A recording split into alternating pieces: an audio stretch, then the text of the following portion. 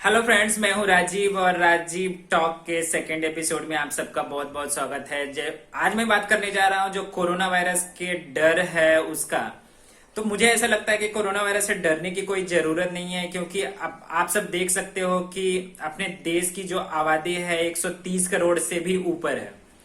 तो इसके बीच में जो है अभी तक जो इन्फेक्शन रेट है 2 से 3 महीना में ज्यादा से ज्यादा 200 कल का डेट जो देखा जाए उसमें आपको 2,50,000 से ऊपर करीब करीब दिखा रहा है, जबकि डेली का रेट देखा जाए तो अभी तक बढ़ के 10,000 तो हो चुका है। लेकिन ये बहुत ज्यादा नहीं है और इससे बहुत ज्यादा रिकवरी रेट जो है बहुत ज्यादा, कम से कम 40% से 35 या 40% तक रिकवरी रेट है। और इसमें जो डिजीज में जो डेथ रेट भी है वैसे ही पेशेंट का है, जो लोगों का है जो कि जो ऑलरेडी कुछ ना कुछ अपना इम्यूनिटी सिस्टम और जो बीमारी से जूझ रहे थे उन लोगों का ज्यादा इसमें ज्यादा ही प्रॉब्लम हो रहा है। तो हम सबको ये देखना है कि अभी तक स्थिति जो थी जो लॉकडाउन में थी, लॉकडाउन में भी हम सब बहुत सारा चीज जो कर रहे थे और बहुत सारा चीज ये पूरा तरीके से ब्लॉक था। अब जो है कल से आज ये या 8 तारीख से जो है अभी अनलॉक होने वाला है, उसमें बहुत सारा चीज बहुत जगह जगह जो है ब्लॉक ही रहेगा, लेकिन बहुत जगह जगह अनलॉक होने वाला है। तो वहां पे हम सबको क्या प्रिकॉशन रखना चाहिए वो सब कुछ जानना चाहिए। और सबसे पहली बात है कि कोरोना वायरस से डरना नहीं चाहिए, क्योंकि जो है अभी अनलॉक यदि नहीं हम सब काम के जो आगे का देखना नहीं शुरू करते हैं तो आपका इकोनॉमिकल स्थिति जो है इतना पीछे जा चुका है कि उससे हम सब उभरना बहुत कोरोना वायरस से ज्यादा डर हम सबको इससे लगना चाहिए कि जो कि अपना जो इकोनॉमिक कंडीशन है उसका स्थिति बहुत ही बिगड़ जाएगा।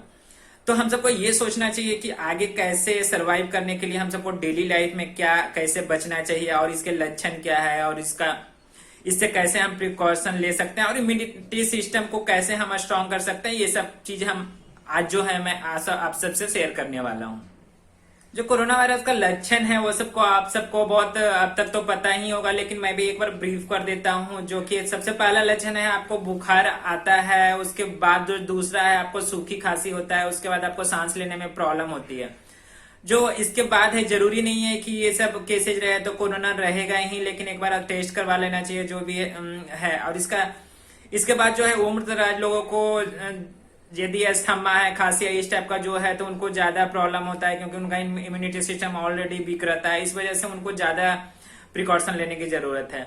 और ऐसे केसेज में इस टाइप के लक्षण में कुछ और भी जो वायरस की जो बीमारी होती है, फ्लू वगैरह, वो भी हो सकता है। तो ऐसा जरूरी नहीं है कि कोरोना की वजह से ही ऐसा हो। कोरोना वायरस से बचने के लिए अब क्या तरीका है, तो उसका सबसे पहला जो है आप अच्छे से हाथ धो, साबुन से हाथ धोना चाहिए। कहीं से भी आप बाहर से आते हो तो आप पूरे अच्छे तरीके से हाथ साफ करो।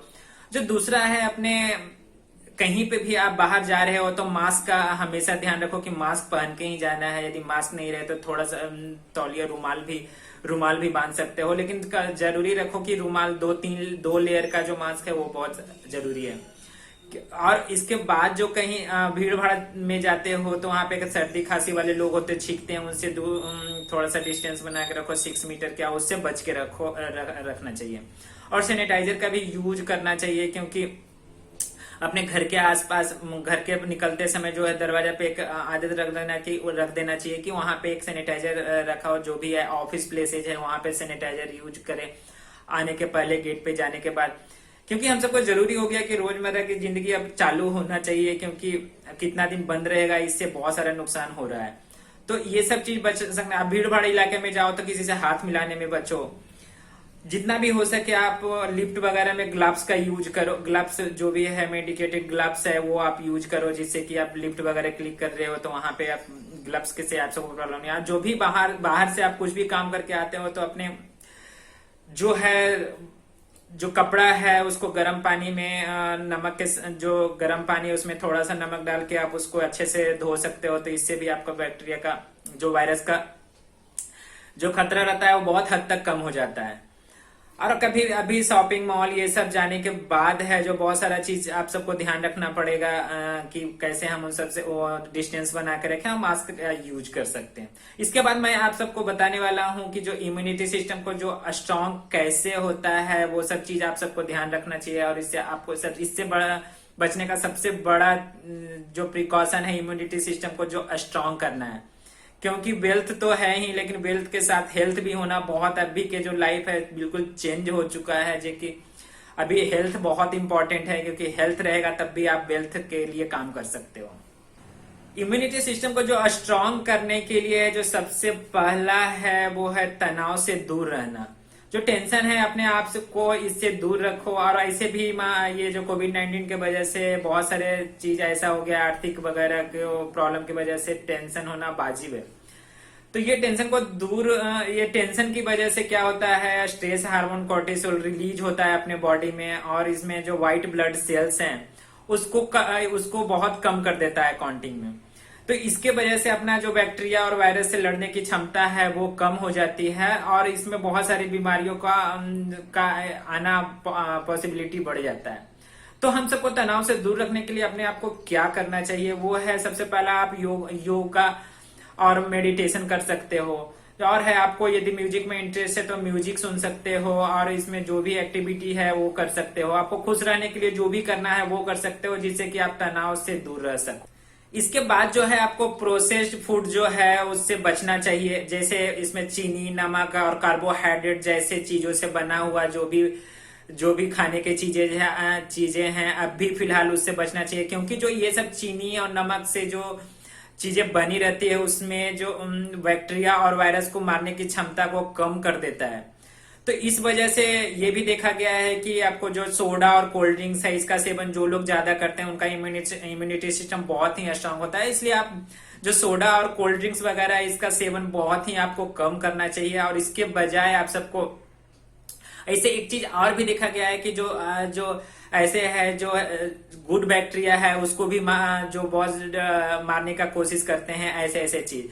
तो आपको इसको प्रोसेस्ड फूड के बजाय आपको हेल्दी फूड जैसे हरी वेजिटेबल हो गया, ग्रीन वेजिटेबल हो गया, आपको जैसे फ्रूट्स हो गया, अब जो भी है ऐसे जो फ्रेश वेजिटेबल आप उसका यूज करके आप इससे बच सकते हो। इसके बाद जो है नींद का पूरा होना।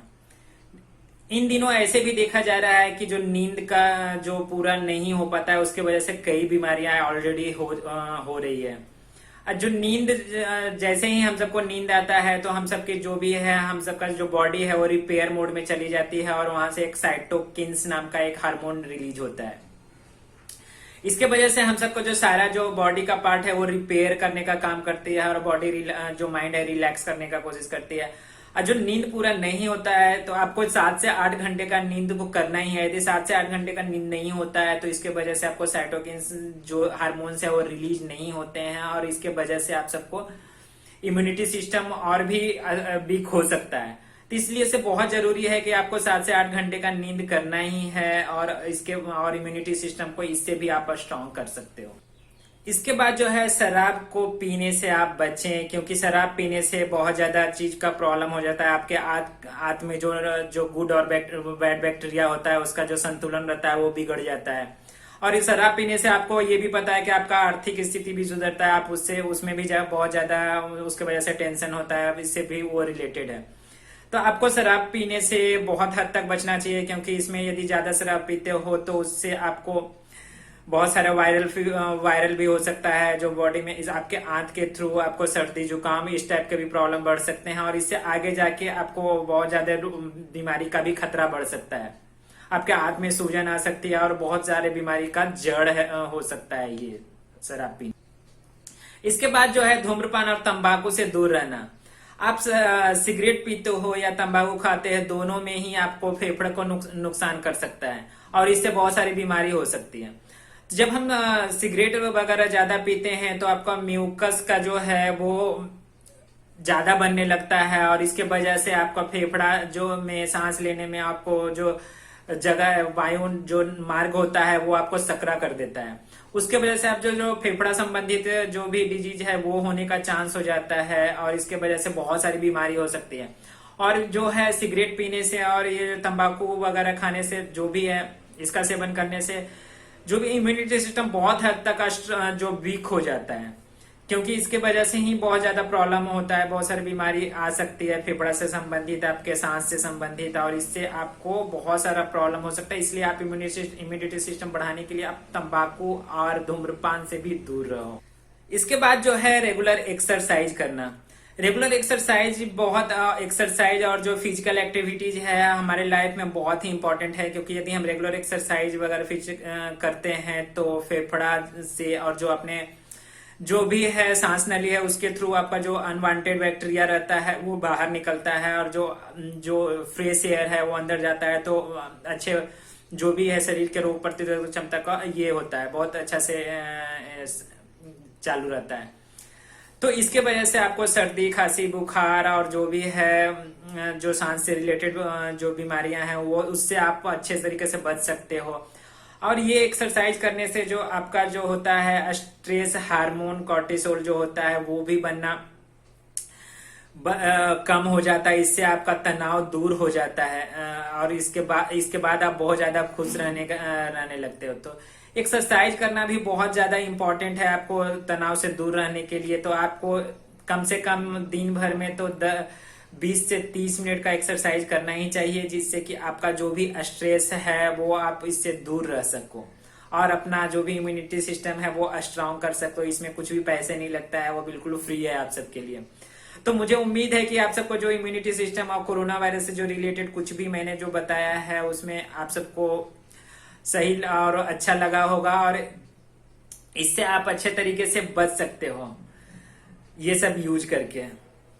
तो इस वीडियो में मैंने आप सबको जो कोरोना वायरस से कुछ जानकारी देने का कोशिश किया, और कैसे अपने इम्यूनिटी सिस्टम को स्ट्रॉन्ग कर सकते हो ये सब मैंने बताने का कोशिश किया। यदि ये वीडियो आपको पसंद आया होगा तो राजीव टॉक जो चैनल है उसे इस वीडियो को लाइक करो और अपने फ्रेंड को भी शेयर करो, और अभी तक चैनल को सब्सक्राइब नहीं किया तो सब्सक्राइब कर दो, क्योंकि मैं इस पे कुछ भी अपना व्यू और अपना ओपिनियन रखते रहूंगा जो कि आप सबसे रिलेटेड हो, आप सबके लिए यूजफुल रहेगा। और कुछ भी ऐसा होगा तो आप सबको जानकारी देना हो कुछ टॉपिक पे तो मैं इस पे आपसे शेयर करता रहूंगा, और आप सबसे भी बात करता रहूंगा। इसके बाद जो कुछ मैं स्टार्ट करने वाला हूँ आपसे कम्युनिकेट करने का जो भी है, उस समय आप सबका व्यू लेता रहूंगा।